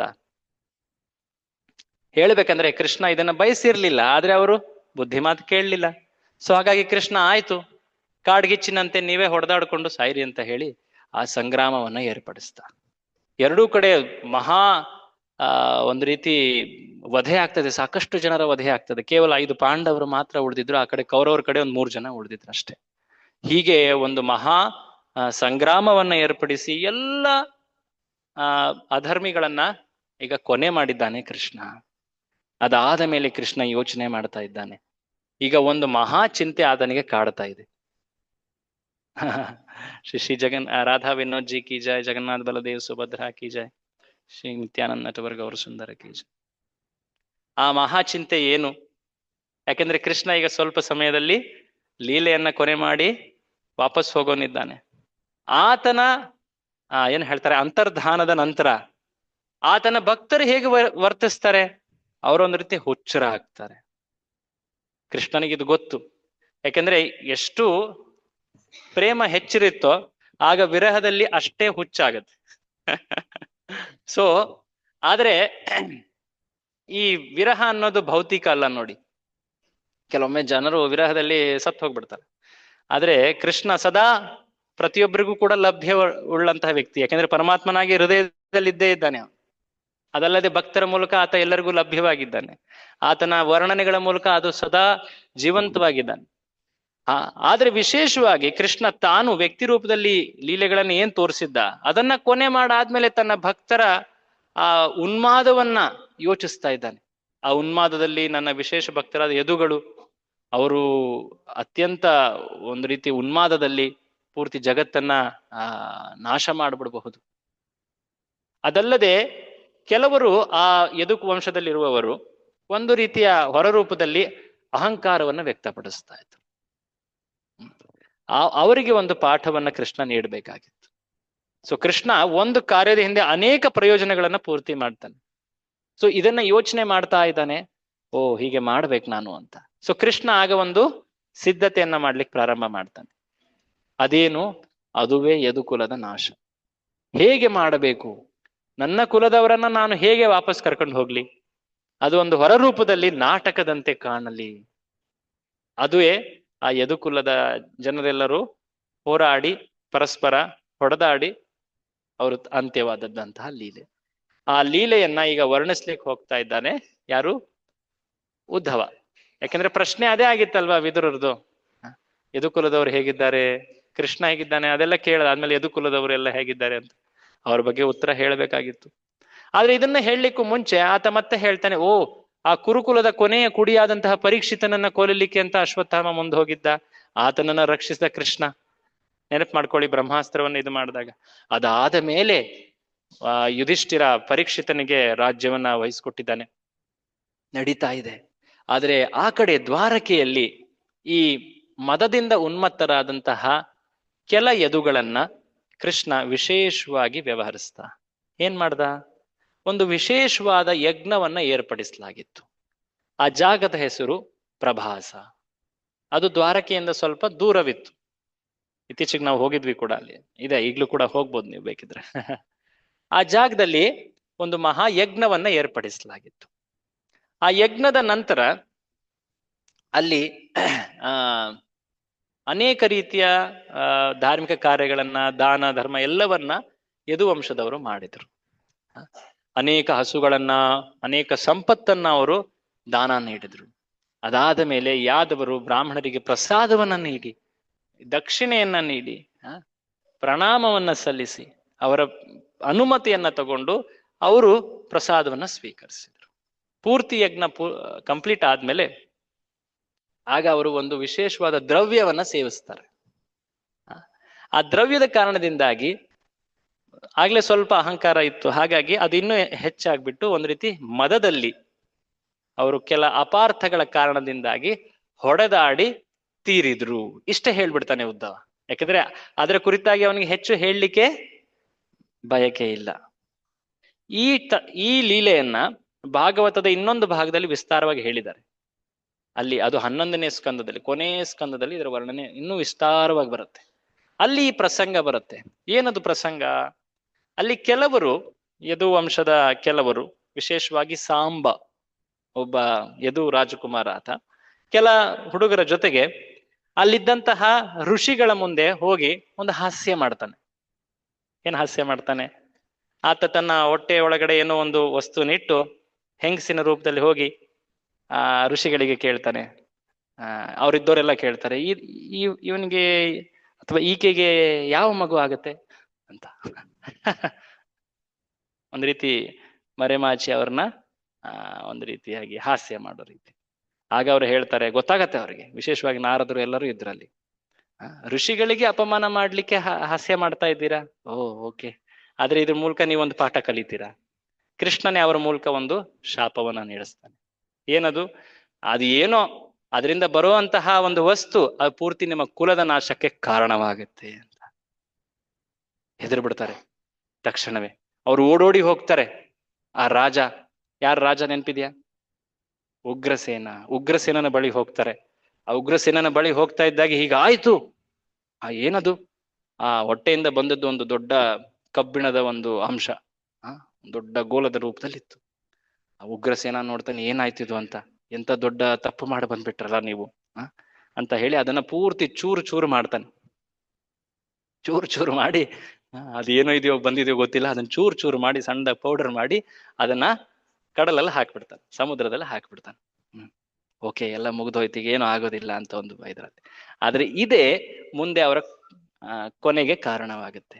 ಅದು ಒಂದು ಸಮುದ್ರದಲ್ಲಿ ಆ ಬೆರೆತಂತಹ ಏನ ಪುಡಿ ಇತ್ತು, ಕಬ್ಬಿಣದ ಅಯದ ಪುಡಿ, ಅದು ಭತ್ತ ಅಥವಾ ದೊಡ್ಡ ದೊಡ್ಡ ಒಂದು ರೀತಿ ಏನೋ ರಾಡ್ಸ್ ತರ ಆ ರೀತಿ ರೂಪದಲ್ಲಿ ಅದು ಬೆಳೆದಿತ್ತು. ಅದನ್ನೇ ಉಪಯೋಗಿಸ್ಕೊಂಡು ನಂತರ ಯದುಗಳು ಹೊಡೆದಾಡಿದ್ರು. ಅದರ ಕಾರಣದಿಂದಾನೇ ಅವರು ಕೊನೆಯಾದ್ರು. ಸೊ ಈ ಲೀಲೆಯನ್ನ ತುಂಬಾ ಸಂಕ್ಷೇಪವಾಗಿ ಉದ್ಧವ ಅಲ್ಲಿ ಹೇಳ್ಬಿಡ್ತಾನೆ. ಯಾಕೆಂದ್ರೆ ಪ್ರಶ್ನೆ ಅದಾಗಿತ್ತು. ಆದ್ರೆ ಮುಖ್ಯವಾಗಿ ಉದ್ಧವ ಅದನ್ನ ಹೇಳೋದ್ರ ಜೊತೆಗೆ ಒಂದು ವಿಶೇಷ ಸಂದರ್ಭವನ್ನಲ್ಲಿ ನೆನಪಿಸ್ತಾನೆ. ಅದು ಮುಂದಿನ ಚರ್ಚೆಗೆ ಕಾರಣ ಆಗತ್ತೆ. ಏನದು? ಕೃಷ್ಣ ಇದನ್ನ ಮಾಡಿ ಆದ ನಂತರ ನನ್ನನ್ನ ಕರೆದು ಆತ ಒಂದು ಆ ಪ್ರದೇಶದಲ್ಲಿ ನನ್ನ ಕುರಿತಾಗಿ ಕೆಲವು ವಿಶೇಷ ಸಂದೇಶವನ್ನ ನೀಡಿದ. ಆ ಸಂದೇಶ ತುಂಬಾ ವಿಶೇಷವಾದದ್ದು. ಅದನ್ನ ನಾನು ನಿನಗೆ ಹೇಳ್ಬೋದು, ಆದ್ರೆ ಇಲ್ಲಿ ಹತ್ರದಲ್ಲಿ ಇನ್ನೊಬ್ಬ ಋಷಿ ಇದ್ದಾನೆ, ಆತನು ಕೂಡ ನನ್ನ ಜೊತೆ ಇದ್ದ ಆ ಸಮಯದಲ್ಲಿ. ಆತ ನನಗಿಂತ ದೊಡ್ಡವನು, ಆತನ ಮುಂದೆ ನಾನು ಹೇಳಿದ್ರೆ ಸರಿ ಇರೋದಿಲ್ಲ. ಆ ಋಷಿ ಬಳಿ ಹೋಗಿ. ಯಾರ ಋಷಿ? ಆತನೇ ಮೈತ್ರೇಯ. ಆಗ ವಿದುರ ಉದ್ಧವನಿಗೆ ನಮಸ್ಕಾರ ಮಾಡ್ತಾನೆ, ಉದ್ಧವನ ಸೇವೆಯನ್ನ ಮಾಡ್ತಾನೆ. ಉದ್ಧವ, ಇಲ್ಲ ನಾನು ಹೋಗ್ತಾ ಇದ್ದೀನಿ ಮುಂದೆ, ಭಗವಂತ ನನಗೊಂದು ಕಾರ್ಯ ನೀಡಿದ್ದಾನೆ, ಸೇವೆ ನೀಡಿದ್ದಾನೆ ಅಂತ ಮುಂದೆ ಹೋಗ್ಬಿಡ್ತಾನೆ. ಆಗ ವಿದುರ ಮೈತ್ರೇಯನನ್ನ ಹುಡುಕಿ ಆ ಗಂಗಾ ನದಿ ತೀರಕ್ಕೆ ಬರ್ತಾನೆ. ಅಲ್ಲಿ ಮೈತ್ರೇಯ ಏನು ಕೃಷ್ಣ ಉದ್ಧವನಿಗೆ ಹೇಳ್ದ ಅನ್ನೋದನ್ನ ಮುಂದೆ ವರ್ಣಿಸ್ತಾ ಹೋಗ್ತಾನೆ. ಅದುವೇ ಮುಂದಿನ ಚರ್ಚೆ. ಸೊ ಹೀಗೆ ಈ ವಿದುರ ಮತ್ತೆ ಮೈತ್ರೇಯ ಸಂವಾದ ಹೇಗ್ ಪ್ರಾರಂಭ ಆಯ್ತು ಅನ್ನೋದ್ರ ಹಿಂದಿನ ಕಥೆನ ಇಲ್ಲಿವರೆಗೂ ನೋಡ್ತಾ ಬಂದ್ವಿ ನಾವು. ಶುಕಮುನಿಗಳು ಇಷ್ಟೆಲ್ಲ ಇದರಲ್ಲಿ ಸ್ವಾರಸ್ಯನ ಹೇಳ್ತಾ ಹೋದ್ರು. ಆದ್ರೆ ನೋಡಿ, ಇದು ಜಸ್ಟ್ ಕೇಳಲಿಕ್ಕೆ ಚೆನ್ನಾಗಿರುವಂತ ಕತೆ ಅಷ್ಟೇ ಅಲ್ಲ, ಇದರಲ್ಲಿ ಸಾಕಷ್ಟು ತತ್ವ ಇದೆ. ಇವತ್ತು ನಾವೇನ್ ತತ್ವ ಕಲ್ತ್ಕೊಂಡ್ವಿ ನೆನಪು ಮಾಡ್ಕೊಳ್ಳೋದಾದ್ರೆ, ಕೃಷ್ಣನ ಅಂತ್ಯ ಅಂದ್ರೆ ಏನರ್ಥ? ಕೃಷ್ಣನಿಗೆ ಅಂತ್ಯ ಇಲ್ಲ. ಕೃಷ್ಣ ಸೂರ್ಯನಂತೆ. ಸೂರ್ಯನಿಗೆ ಅಂತ್ಯ ಇದೆಯಾ? ಸೂರ್ಯಾಸ್ತ ಇಲ್ಲ, ಆದ್ರೆ ಇನ್ನೊಂದ್ ಕಡೆ ಸೂರ್ಯ ಉದಯ ಆಗಿದ್ದಾನೆ. ಆತ ನಿತ್ಯ. ಹಾಗೆಯೇ ಕೃಷ್ಣನ ಲೀಲೆಗಳು ನಿತ್ಯ ಲೀಲೆಗಳು. ಆದ್ರೆ ಕೃಷ್ಣನ ಲೀಲೆ ಅಂತ್ಯ ಆದಾಗ ಆತನ ಭಕ್ತರಿಗೆ ಒಂದು ಕೊರಗು. ಯಾಕಂದ್ರೆ ಆ ವಿರಹ, ಕೃಷ್ಣನ ಲೀಲೆಯ ಆ ಸಾನ್ನಿಧ್ಯ ಈಗಿಲ್ವಲ್ಲ, ಆತನ ದರ್ಶನ ನಮ್ಗಿಲ್ವಲ್ಲ, ಆತನ ಸೇವೆ ನಮ್ಗಿಲ್ವಲ್ಲ. ಆ ರೀತಿಯಾದಂತಹ ಕೊರಗು. ಆ ಕೊರಗಿನಲ್ಲಿ ಉದ್ಧವ ಈ ಎಲ್ಲ ಭಕ್ತರು ಆ ಕೊರಗನ್ನ ಸಹಿಸಲಾರದೆ ಈ ರೀತಿಯಾಗಿ ವರ್ತಿಸ್ತಾ ಇದ್ರು. ಸೊ ಆ ತತ್ವವನ್ನ ಇವತ್ತು ಕಲ್ತ್ವಿ. ಅದಾದ್ಮೇಲೆ ಎರಡನೇ ತತ್ವ ಇನ್ನೊಂದು ಏನ್ ಕಲ್ತ್ವಿ? ಕೃಷ್ಣನ ಲೀಲೆಗಳು ಎಷ್ಟು ಜನರು ತಿಳಿಲಿಕ್ಕೆ ಮುಂದೆ ಹೋಗ್ತಾರೋ ಅಷ್ಟು ಅವು ಆಶ್ಚರ್ಯಕರ. ಹೊರ ರೂಪದಲ್ಲಿ ಅವು ಸಾಮಾನ್ಯ. ಅರೆ ಕೃಷ್ಣ ಓಕೆ ಹುಟ್ಟದ ಇಲ್ಲಿ, ಅದಾದ್ಮೇಲೆ ಅಲ್ಲಿ ಹೋದ. ಯಾಕೆ ಹೋದ? ಕಾರಣ ಏನಿತ್ತು? ಅದಾದ್ಮೇಲೆ ಕೃಷ್ಣ ಈ ರೀತಿ ಯಾಕೆ ವಿದ್ಯಾಭ್ಯಾಸ ಮಾಡ್ಲಿಕ್ಕೆ ಇಲ್ಲಿ ಹೋದ? ಅದರಲ್ಲೂ ಕೂಡ ಅಸಾಮಾನ್ಯ ಕಾರ್ಯಗಳು. ಸತ್ತವರನ್ನ ಬದುಕಿಸಿ ಕರ್ಕದಂದ ಅಲ್ವಾ? ಆ ಗುರುದಕ್ಷಿಣೆಯ ರೂಪದಲ್ಲಿ ಸತ್ತ ಪುತ್ರರನ್ನ ವಾಪಸ್ ಮತ್ತೆ ಅವನು ತಂದು ನೀಡಿದ. ಏನಿದು ಕೃಷ್ಣನ ಈ ಲೀಲೆಗಳು? ಪ್ರತಿ ಒಬ್ಬ ಸ್ತ್ರೀಯನ್ನ ಪತ್ನಿಯಾಗಿ ಸ್ವೀಕರಿಸ್ಲಿಕ್ಕೆ ಎಷ್ಟೆಲ್ಲ ಸಾಹಸ ತೋರಿಸ್ಬೇಕಾಯ್ತು. ಅದಾದ್ಮೇಲೆ ಅವರನ್ನ ಎಷ್ಟು ಒಳ್ಳೆ ರೀತಿಯಲ್ಲಿ ಆತ ನಡೆಸಿದ, ಅವ್ರ ಜೊತೆ ವ್ಯವಹರಿಸಿದ, ಎಲ್ಲರನ್ನೂ ಸಂತುಷ್ಟಿ ಪಡಿಸಿದ. ಆದ್ರೆ ಎಂದೂ ಕೂಡ ಆತ ಕರ್ಮಗಳ ಬಂಧನದಲ್ಲಿರಲಿಲ್ಲ, ಐಹಿಕ ಗುಣಗಳ ಬಂಧನಗಳಿರಲಿಲ್ಲ. ಕೃಷ್ಣ ಎಷ್ಟು ಆಕರ್ಷಕ ಅಂದ್ರೆ, ದೇವತೆಯರು ಅಷ್ಟೇ ಅಲ್ಲ, ಆ ಮಹಾವಿಷ್ಣುವೂ ಕೂಡ ಕೃಷ್ಣನಿಂದ ಆಕರ್ಷಿತನಾಗ್ತಾನೆ. ಆತನ ಈ ಲೀಲೆಗಳು ಅಷ್ಟು ಮನಮೋಹಕ. ಉದ್ಧವ ಇದನ್ನ ನೆನೆಸ್ಕೊಳ್ತಾ ಇದ್ದಾನೆ. ಸೊ ಹೀಗೆ ನೆನೆಸ್ಕೊಳ್ತಾ ಕೊನೆಗೆ ಆ ಲೀಲೆಯ ಆತನ ಕೊನೆಯ ಪ್ರಸಂಗಗಳನ್ನು ಕೂಡ ಉದ್ಧವ ಅಲ್ಲಿ ಉಲ್ಲೇಖ ಮಾಡ್ದ. ಸೊ ಇದಾದ್ಮೇಲೆ ಮುಂದೆ ಏನಾಯ್ತು ಅನ್ನೋದನ್ನ ನೆಕ್ಸ್ಟ್ ವಾರ ಚರ್ಚೆಯಲ್ಲಿ ನೋಡೋಣ. ಓಕೆ, ತುಂಬಾ ಧನ್ಯವಾದ. ಹರೇ ಕೃಷ್ಣ. ಶ್ರೀಮದ್ ಭಾಗವತ್ ಮಹಾಪುರಾಣ ಕಿ ಜೈ. ಶೀಲ ಪ್ರಭುಪಾದ ಕಿ ಜೈ. ಯಾರಿಗಾದ್ರೂ ಏನಾದ್ರು ಪ್ರಶ್ನೆ ಇದೆಯಾ? ಇವತ್ತೆಲ್ಲ ಸಾಕಷ್ಟು ಸಮಯ ನಾವು ಹಿಂದಿನ ಬ್ಯಾಕ್ ಸ್ಟೋರಿನೇ ನೋಡಿದ್ವಿ. ಯಾಕಂದ್ರೆ ನೆಕ್ಸ್ಟ್ ಚಾಪ್ಟರ್ ಅಲ್ಲಿ ಇನ್ನಷ್ಟು ತತ್ವ ಬರುತ್ತೆ, ಅಲ್ಲಿ ತುಂಬಾ ಚೆನ್ನಾಗಿದೆ. ಎಸ್, ಏನಾದ್ರು ಕ್ವಶನ್ ಇದೆಯಾ? ಮೈಕ್ ಇದ್ರೆ ಕೊಡ್ತೀರಾ? ಹರೇ ಕೃಷ್ಣ ಪ್ರಭು, ಸೆಷನ್ ತುಂಬಾ ಚೆನ್ನಾಗಿತ್ತು ಪ್ರಭು, ಧನ್ಯವಾದ ಪ್ರಭು. ವಿದುರ 2 ಸಾರಿ ತೀರ್ಥಯಾತ್ರೆ ಮಾಡ್ತಾರ ಪ್ರಭು? ಅಂದ್ರೆ ಒಮ್ಮೆ ಧೃತರಾಷ್ಟ್ರ ಅವ್ರಿಗೆ ಜ್ಞಾನೋದಯ ಮಾಡ್ಬಿಟ್ಟು ಇದು ಮಾಡ್ತಾರೆ, ಮತ್ತೆ ಇದು ಇಲ್ಲಿ ಬರ್ತಾರ ಪ್ರಭು? ಒಳ್ಳೆ ಪ್ರಶ್ನೆ ಇದು. ಮಾತಾಜಿ ಅವ್ರ ಪ್ರಶ್ನೆ ಏನಂದ್ರೆ, ವಿದುರ ತೀರ್ಥಯಾತ್ರೆಗೆ ಅಂತ ಹೋಗಿದ್ದ. ಯುದ್ಧದ ಮುಂಚೆ ತೀರ್ಥಯಾತ್ರೆಗೆ ಅಂತ ಹೊರಟ, ಹಸ್ತಿನಾಪುರವನ್ನು ತ್ಯಜಿಸಿ ಹೋದ. ಅದಾದ್ಮೇಲೆ ಯುದ್ಧ ಆಯ್ತು. ಯುದ್ಧ ಆಗಿ ಪಾಂಡವರು ರಾಜ್ಯಾಭಿಷೇಕ ಆಯ್ತು. ಬಟ್ ಪಾಂಡವರು ರಾಜ್ಯಾಭಿಷೇಕ ಆದ್ರೂ ಕೂಡ ಯುಧಿಷ್ಠಿರ ಮಹಾರಾಜನ ಸ್ಥಾನದಲ್ಲಿ ಕೂರ್ತಾ ಇರ್ಲಿಲ್ಲ. ಯಾಕೆಂದ್ರೆ ಹಿರಿಯನಾದಂತ ಧೃತರಾಷ್ಟ್ರ ಇದ್ದ. ಸೊ ಧೃತರಾಷ್ಟ್ರನನ್ನೇ ಮಹಾರಾಜನಂತ ಕೂರಿಸ್ತಾ ಇದ್ದ. ಯಾರು? ಯುಧಿಷ್ಠಿರ. ನೋಡಿ, ಎಷ್ಟು ಗೌರವ ಆತನಿಗೆ. ತಾನು ಅಧಿಕಾರಯುತವಾಗಿ ಕೂರ್ಬೋದಾಗಿತ್ತು, ಆದ್ರೂ ಕೂತಿರ್ಲಿಲ್ಲ. ಸೊ ಧೃತರಾಷ್ಟ್ರ ಇಷ್ಟು ವಯಸ್ಸಾದ್ರೂ ಕೂಡ ಕುರುಡನಾಗಿದ್ದಾನೆ, ಅಸಮರ್ಥ ಆತ. ಆದ್ರೂ ಕೂಡ ಅವನು ರಾಜನಂತೆ ಆ ಗದ್ದುಗೆಯಲ್ಲಿ ಕೂತ್ಕೊಂಡು ವ್ಯವಹರಿಸ್ತಾ ಇದ್ದಾನೆ. ಇದನ್ನ ವಿದುರ ಕೇಳ್ತಾನೆ ಆತನ ಪ್ರವಾಸದಲ್ಲಿ. ಆಗ ನನ್ನ ಈ ಮಿತ್ರ ಒಂದು ಮಾತು ಕೇಳಲಿಲ್ಲ, ನಾನು ಅನೇಕ ಮಾತುಗಳನ್ನ ಹೇಳಿದ್ದೆ. ಇಷ್ಟು ಆಸಕ್ತಿ. ಈ ಮಾತನ್ನು ನೀವು ಹಿಂದಿನ ಒಂದು ಅಧ್ಯಾಯದಲ್ಲಿ ಕೇಳಿದಿರಾ, 1ನೇ ಸ್ಕಂದದಲ್ಲಿ ಬಂದಿತ್ತಿದ್ದು. ವಿದುರ ಮತ್ತೆ ಆ ತೀರ್ಥಯಾತ್ರೆಯಲ್ಲಿ ಹೋದವನು ಮತ್ತೆ ಹಸ್ತಿನಾಪುರಕ್ಕೆ ಬಂದು ಪಾಂಡವರ ಮನೆಯಲ್ಲಿ ಉಳ್ಕೊಳ್ತಾನೆ ಒಂದು ರಾತ್ರಿ. ಆ ಒಂದು ರಾತ್ರಿ ಹೋಗಿ ಧೃತರಾಷ್ಟ್ರನಿಗೆ ಉಪದೇಶ ಮಾಡ್ತಾನೆ. ಆಕ್ಚುಲಿ ಬೈತಾನೆ ಅವನು. ಎಷ್ಟು ಉಪದೇಶ ಹೇಳಿದ್ರು ನೀನು ಕೇಳಲಿಲ್ಲ, ನಿನಗೆ ಈ ರೀತಿಯಾಗಿ ಎದ್ದೇಳಿಸ್ಬೇಕಂತ ಹೇಳಿ ಬೈತಾನೆ. ನಿನ್ನ ಶತ್ರುವಿನ ಕೈಯಿಂದನೇ ನೀನು ಊಟ ಮಾಡ್ತಾ ಇದ್ದೀಯಲ್ಲ, ಅವನನ್ನೇ ನೀನು ಕೊಲ್ಲಬೇಕಂತ ಮುಂದೆ ಹೋಗಿದ್ದಲ್ವ, ಯಾರು? ಅಭೀಮ, ನೆನಪಿದ್ಯಾ? ಸೊ ಆತನನ್ನ ಕೊಲ್ಲಲಿಕ್ಕೆ ಅಂತ ಎಷ್ಟೆಲ್ಲ ಸಂಚು ಮಾಡಿದ್ರ ಧೃತರಾಷ್ಟ್ರ. ಸೊ ಹಾಗೆ ಅಷ್ಟು ನಾಚಿಕೆ ಇಲ್ಲದಂತಹ ಜೀವನ ನಿಂತು ಹೀಗೆ ಬೈತಾನೆ. ಯಾರು? ವಿದುರ. ಹೌದು, ಆತ ಬಂದಿದ್ದ ವಾಪಸ್. ಅದಾದ ಮೇಲೆ ಮತ್ತೆ ಆತ ಮುಂದೆ ಹೋಗ್ತಾನೆ. ವಿದುರ ಆತನಿಗೆ ಉಪದೇಶ ನೀಡಿದ ತಕ್ಷಣವೇ ಆತ ಮುಂದೆ ಹೋಗ್ಬಿಡ್ತಾನೆ.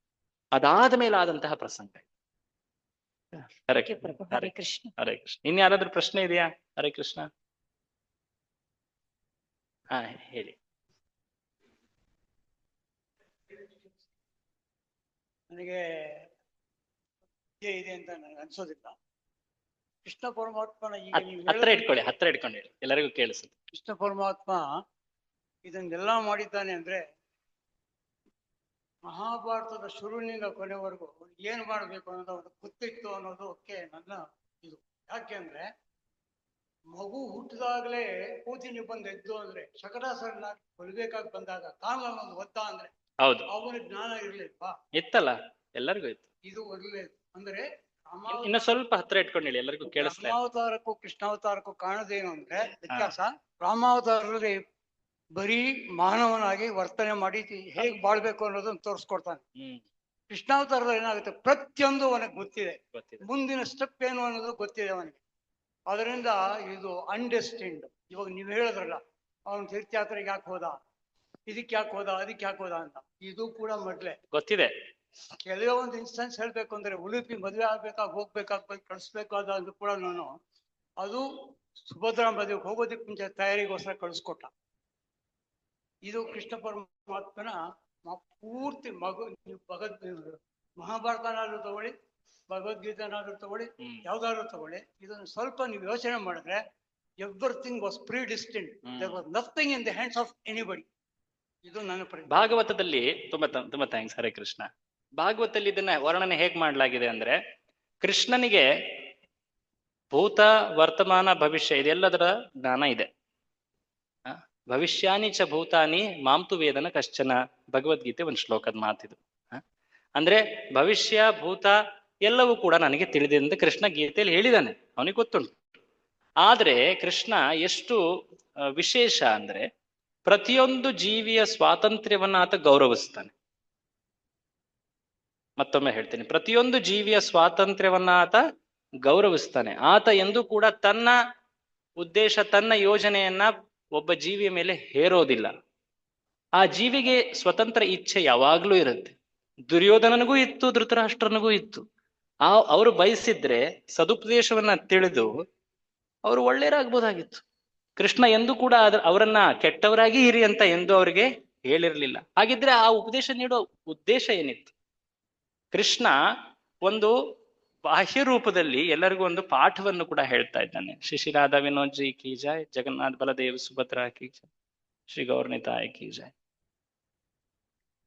ಪ್ರತಿಯೊಂದು ಜೀವಿ ಆತ ಬಯಸಿದ್ರೆ ಸನ್ಮಾರ್ಗದಲ್ಲಿ ನಡಿಬಹುದು. ಆದ್ರೆ ಆ ಸ್ವಾತಂತ್ರ್ಯವನ್ನು ದುರುಪಯೋಗ ಪಡಿಸ್ಕೊಂಡ್ರೆ ಆತ ಗತಿಹೀನನಾಗ್ತಾನೆ. ಆತನ ಗತಿ ಏನಾಗತ್ತೆ ಅನ್ನೋದನ್ನು ಕೂಡ ತೋರಿಸಿದ್ದಾನೆ. ಕೃಷ್ಣನಿಗೆ ಪ್ರತಿಯೊಂದು ಪರಿಸ್ಥಿತಿಯ ಮೇಲೆ ಪೂರ್ತಿ ನಿಯಂತ್ರಣ ಇತ್ತು. ಆದ್ರೆ ಆತ ಸ್ವೇಚ್ಛೆಯಿಂದ ಆ ನಿಯಂತ್ರಣವನ್ನ ಆತ ಎಕ್ಸಸೈಸ್ ಮಾಡ್ತಾ ಇರ್ಲಿಲ್ಲ. ಆತನಿಗೆ ಪೂರ್ತಿ ಶಕ್ತಿ ಇದೆ. ಆ ವಿಶ್ವರೂಪವನ್ನ ತೋರಿಸಿದ, ಯುದ್ಧದ ಮುಂಚೆಯೇ ತೋರಿಸ್ಬಿಟ್ಟ ದುರ್ಯೋಧನಿಗೆ. ಎಲ್ಲರೂ ಹೆದರಿ ಬಿಟ್ರು. ಬೇಕಿದ್ದಲ್ಲಿ ಆಗ್ಲೇ ಎಲ್ಲ ಮುಗಿಸ್ಬಿಡ್ಬೋದಾಗಿತ್ತು ಯುದ್ಧ ಮಾಡೋದ್ರ ಅಗತ್ಯ ಏನಿತ್ತು. ಆದ್ರೆ ಆ ಒಂದು ಚಾನ್ಸ್ ಅನ್ನ ಕೃಷ್ಣ ನೀಡ್ತಾ ಇದ್ದಾನೆ. ಇನ್ನೊಮ್ಮೆ ಈಗ್ಲಾರ್ದು ಅರ್ಥಕೊಂಡು ಮುನ್ನಡಿತೀಯ ಸರಿಯಾಗಿ ಅಂತ. ಆದ್ರೆ ಎಂದು ಆತ ಸರಿ ಆಗಲೇ ಇಲ್ಲವೋ ಆಗ ಕೃಷ್ಣ ಕೊನೆಯ ದಂಡವಾದಂತಹ ಆ ಶಿಕ್ಷೆಯನ್ನ ನೀಡಬೇಕಾಯಿತು. ಸೊ ಭಗವಂತ ಆತನಿಗೆ ಎಲ್ಲವೂ ಕೂಡ ತಿಳಿದಿದೆ. ಹಾಗಂತ ಹೇಳಿ ನಮ್ಮ ಜೀವನದಲ್ಲಿ ನಾವು ಏನನ್ನು ಕೂಡ ಮಾಡ್ಲಿಕ್ಕೆ ನಮ್ಗೇನು ಸ್ವೇಚ್ಛೆ ಅಥವಾ ಸ್ವಾತಂತ್ರ್ಯ ಇಲ್ಲ ಅಂತ ಅಲ್ಲ. ಸ್ವಾತಂತ್ರ್ಯ ಇದೆ. ನಾವು ಏನನ್ನ ಇಚ್ಛೆ ಪಡ್ತೀವೋ ಆ ರೀತಿ ಭಗವಂತ ನಮಗೆ ಮುಂದಿನ ಅವಕಾಶವನ್ನ ನೀಡ್ತಾ ಹೋಗ್ತಾನೆ. ಇದನ್ನ ನಾವು ಸದಾ ತಿಳ್ಕೊಳ್ಬೇಕು. ಭಾಗವತದಲ್ಲಿ ಇದನ್ನ ವರ್ಣನೆ ಮಾಡ್ತಾರೆ. ಅದಲ್ಲದೆ ತನ್ನ ಲೀಲೆಗಳಲ್ಲಿ ಕೃಷ್ಣ ವ್ಯವಹರಿಸುವಾಗ ಆ ಲೀಲೆಗಳು ಎಷ್ಟು ವಿಶೇಷ ಇದ್ವು, ಆತನ ವ್ಯಕ್ತಿತ್ವ ಎಷ್ಟು ಸದಾ ಆಶ್ಚರ್ಯಕರ. ಎನ್ ಮರ್ತ್ಯ ಲೀಲೌ ಪೈಕಂ ತಥೋನ್ಯತ್. ಆತನ ಮರ್ತ್ಯ ಲೀಲೆಗಳು ಎಷ್ಟು ಆಕರ್ಷಕವಾಗಿದ್ವು ಅಂತ ಉದ್ಧವ ಸ್ಮರಿಸ್ತಾ ಹೇಳ್ತಾನೆ. ಅವು ನಮಗೆ ತಿಳಿದಿದ್ರು, ನಾವು ಅದರಲ್ಲಿ ಪಾಲ್ಗೊಳ್ತಾ ಇದ್ರು ಕೂಡ ಅದನ್ನ ನೆನೆಸ್ಕೊಂಡಷ್ಟು ನಮಗೆ ಆಶ್ಚರ್ಯ ಆಗ್ತಾ ಇದೆ. ಯಾಕಂದ್ರೆ ಕೃಷ್ಣ ಅಲ್ಲಿ ವರ್ತಿಸ್ತಾ ಇರೋದು ತಾನು ದೇವರು ಅಂತ ಅಲ್ಲ, ತಾನು ತನ್ನ ಭಕ್ತನೊಡನೆ ಪ್ರೇಮದಿಂದ ಆತ ವ್ಯವಹರಿಸ್ತಿದ್ದೀನಿ ಅನ್ನೋದನ್ನ ತೋರಿಸ್ತಾ ಇದ್ದ.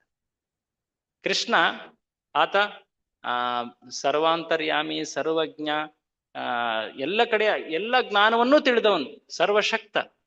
ಆದ್ರೆ ಅದಕ್ಕಿಂತಲೂ ಮಿಗಿಲಾಗಿ ಕೃಷ್ಣ ಆತ ಅಖಿಲ ರಸಾಮೃತ ಸಿಂಧು ಅಂದ್ರೆ ಪ್ರತಿಯೊಬ್ಬ ಭಕ್ತನೊಡನೆ ಆ ಪ್ರೀತಿಯನ್ನ ಆತ ಆಸ್ವಾದಿಸ್ತಾನೆ, ಅದನ್ನ ಅವ್ರಿಗೆ ನೀಡ್ತಾನೆ. ಅದರಲ್ಲಿ ಆತ ಅತಿ ವಿಶಿಷ್ಟ, ಆತನಷ್ಟು ಶ್ರೇಷ್ಠ ಯಾರೂ ಇಲ್ಲ ಆ ರಸ ವಿಚಾರದಲ್ಲಿ ಅಥವಾ ಆ ಪ್ರೀತಿಯನ್ನ ಆಸ್ವಾದನೆ ಆದಾನ ಪ್ರದಾನದ ವಿಚಾರದಲ್ಲಿ. ಅದನ್ನ ಅವನ ಲೀಲೆಗಳಲ್ಲಿ ನಾವು ನೋಡ್ತೀವಿ. ಈಗ ಉದ್ಧವನಿಗೆ ತಿಳಿದಿರ್ಲಿಲ್ವ ಈ ಎಲ್ಲ ಲೀಲೆಗಳು? ತಿಳಿದಿತ್ತು, ಆತನಿಗೆ ತತ್ವವೂ ತಿಳಿದಿತ್ತು. ಆದರೆ ಆ ಲೀಲೆಯ ವೈಶಿಷ್ಟ್ಯ ಎಷ್ಟು ಅಂದ್ರೆ ಅದನ್ನ ತಿಳಿದ್ರೂ ಕೂಡ ಅದು ಜ್ಞಾನಕ್ಕೂ ಮಿಗಿಲಾದದ್ದು, ಅದನ್ನ ಅಚ್ಚರಿಯಿಂದ ಆತ ವ್ಯಕ್ತಪಡಿಸ್ತಾ ಇದ್ದಾನೆ. ಸೊ ಹೀಗೆ ಎರಡು ವಿಷಯಗಳು ಇಲ್ಲಿ. ಒಂದು ನಮ್ಮ ಪ್ರಭುಗಳು ಕೇಳಿದ ಹಾಗೆ ಕೃಷ್ಣನಿಗೆ ಎಲ್ಲವೂ ತಿಳಿದಿತ್ತು, ಒಂದು ರೀತಿ ಎಲ್ಲವೂ ಕೂಡ ಪೂರ್ವ ನಿರ್ಧಾರತ್ವಾಗಿತ್ತು. ಆದರೆ ಕೃಷ್ಣ ಪ್ರತಿಯೊಬ್ಬರಿಗೂ ಕೂಡ ಸ್ವಾತಂತ್ರ್ಯವನ್ನು ನೀಡಿದ್ದಾನೆ. ಈಗ ನಮ್ಮ ಜೀವನದಲ್ಲಿ ಎಲ್ಲವೂ ಕೂಡ ಪೂರ್ವ ನಿರ್ಧಾರಿತವಾ? ನಾನು ಹೇಗ್ ನಡಿಬೇಕು ಅನ್ನೋದು ದೇವರೇ ಡಿಸೈಡ್ ಮಾಡ್ತಾನ? ಇಲ್ಲ. ಇದು ಹೇಗಂದ್ರೆ, ಈಗ ಸಿಂಪಲ್ ಎಕ್ಸಾಂಪಲ್, ಗೂಗಲ್ ಮ್ಯಾಪ್ಸ್. ಈಗ ನಾನು ಇಲ್ಲಿಂದ ಇಲ್ಲಿಗೆ ಹೋಗಬೇಕು, ಆದ್ರೆ ನಾನೊಂದು ತಪ್ಪು ದಾರಿ ತಗೊಂಡ್ಬಿಟ್ಟೆ. ಹಾಗಂತೇಳಿ ಗೂಗಲ್ ಮ್ಯಾಪ್ಸ್ ಕೈ ಬಿಡುತ್ತಾ? ಅಲ್ಲಿಂದ ಇನ್ನೊಂದು ದಾರಿ ತೋರಿಸುತ್ತೆ ನಿಮ್ಗೆ. ಅಲ್ಲಿನೂ ತಪ್ಪು ತಿಳ್ಕೊಂಡೆ, ಮತ್ತೆ ಅಲ್ಲಿಂದ ಇನ್ನೊಂದು ದಾರಿ ತೋರಿಸುತ್ತೆ. ಹಾಗೆ ಭಗವಂತ ಆತ ಸದಾ ನಮ್ಮನ್ನ ಅವನಡೆಗೆ ಕರೀಲಿಕ್ಕೆ ಅಂತ ಹೇಳಿ ಪ್ರತಿಯೊಂದು ಸನ್ನಿವೇಶವನ್ನ ಆ ಪರೀಕ್ಷೆಯನ್ನ ನೀಡ್ತಾನೆ.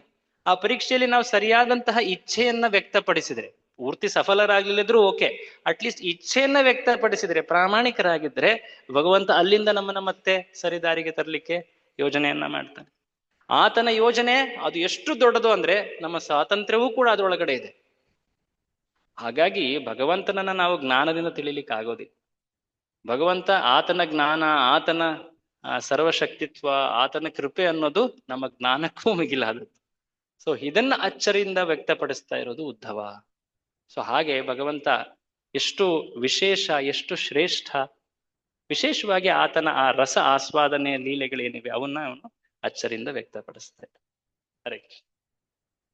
ಇನ್ಯಾದ್ರೂ ಕೊನೆ ಮಾತು ಯಾರಿಗಾದ್ರೂ ಇದೆಯಾ? ಪ್ರಶ್ನೆ ಏನಾದ್ರು? ಹರೇ ಕೃಷ್ಣ. ಸೊ ಮುಂದಿನ ವಾರ ಈ ಚರ್ಚೆ ಮುಂದುವರಿಯುತ್ತೆ. ಇನ್ಫ್ಯಾಕ್ಟ್ ಆಗಿನಿಂದ ವಿದುರ ಮೈತ್ರಿಯ ಸಂವಾದ ಆಕ್ಚುಲ್ ಪ್ರಾರಂಭ ಆಗುತ್ತೆ. ಸೊ ದಯವಿಟ್ಟು ಮುಂದಿನ ಕ್ಲಾಸ್ ಅನ್ನು ಕೂಡ ತಾವೆಲ್ಲ ನಿರೀಕ್ಷಿಸ್ತಾ ಇರಿ.